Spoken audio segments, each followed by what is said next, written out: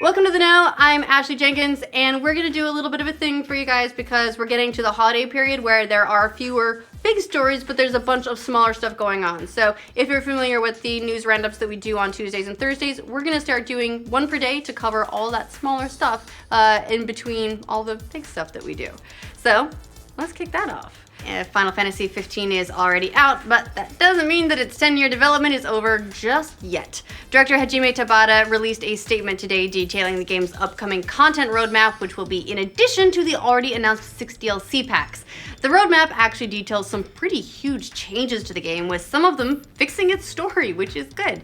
Per Tabata, future updates will add new cutscenes, improve late-game chapters, particularly 13, the ones that players found frustrating, add new playable characters to the party, probably Cindy, right? And even avatar customization. Even though all that sounds well and good, it basically means that despite years of delays, the game still wasn't really finished in time to ship.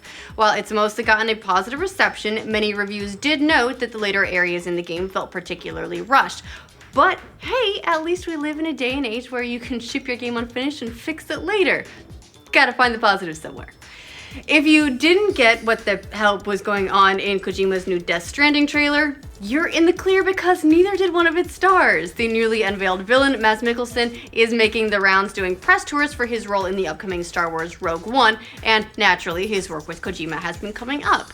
Speaking with Birth Movie's Death, Mads said that while Kojima explained the plot of Death Stranding to him, he actually only understood some of it. Despite not getting what he was signing on for, Mads said he wanted to do the project because he feels like Kojima is creating something totally new with the game.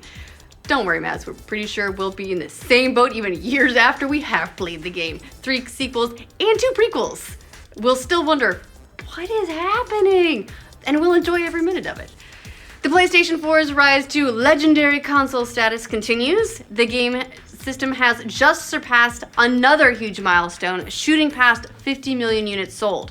Sony not so humble bragged about that sales figure in an official announcement today, and hey, they deserve to not so humble brag about it. The announcement includes total units for the base PS4, PS4 Slim, and the newly released PS4 Pro.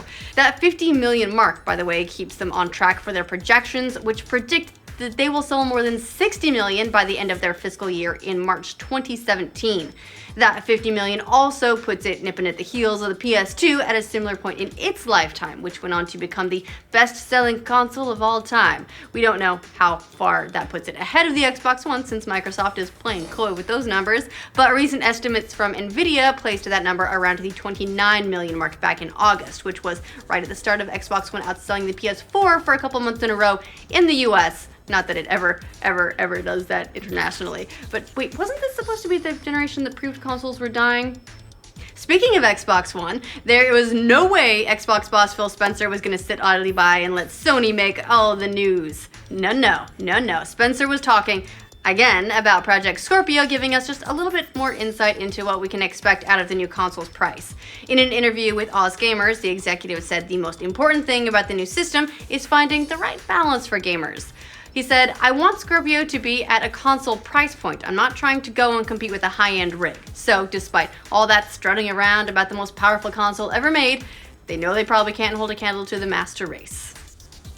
It'll be interesting to see what Spencer means when he actually says console price point, though. After all, we have seen consoles land disastrously around $599 in the past, and Xbox One even launched at $499. If the new pricing model they've established with the Xbox One S holds true, we could be looking at something like a $399 1TB Scorpio and a $499 2TB model.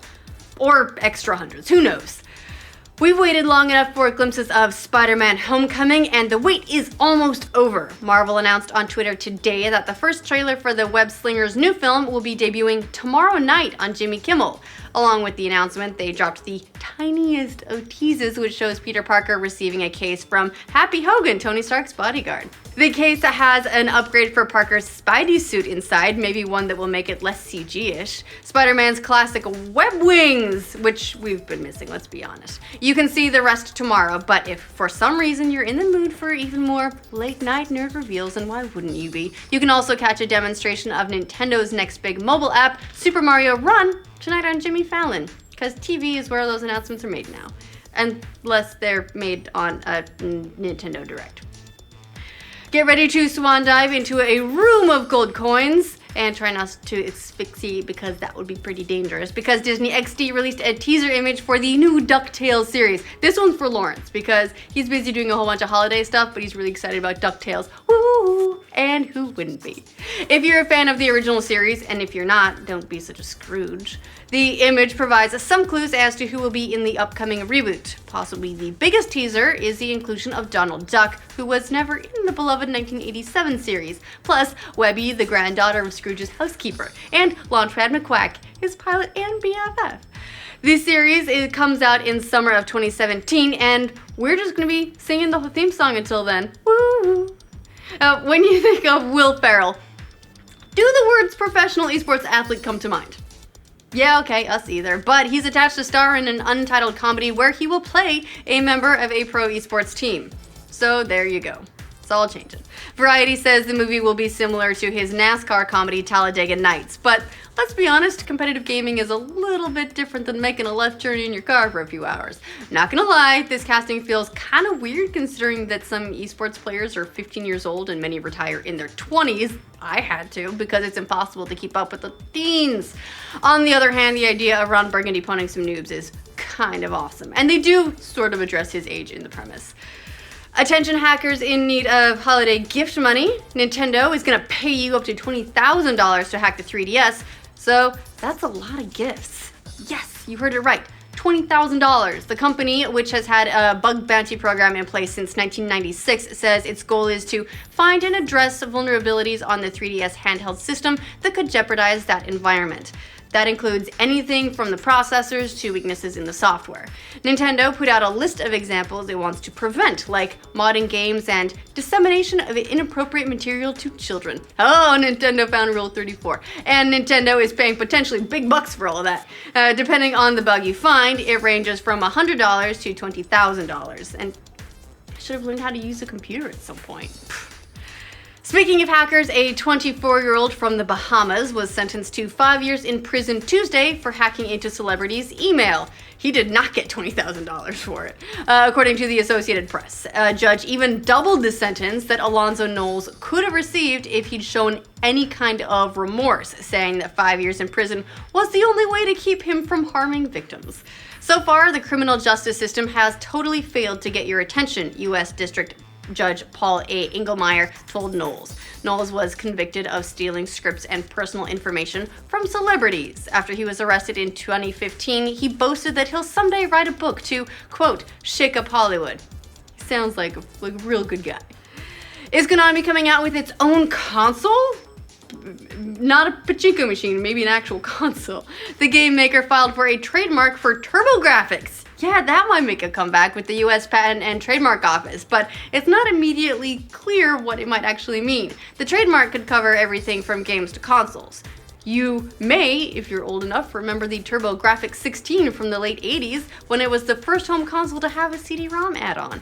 It was never a hit in North America as a market, but the console from NEC and Hudson Soft was popular in Japan and at one point was the top-selling console in the country.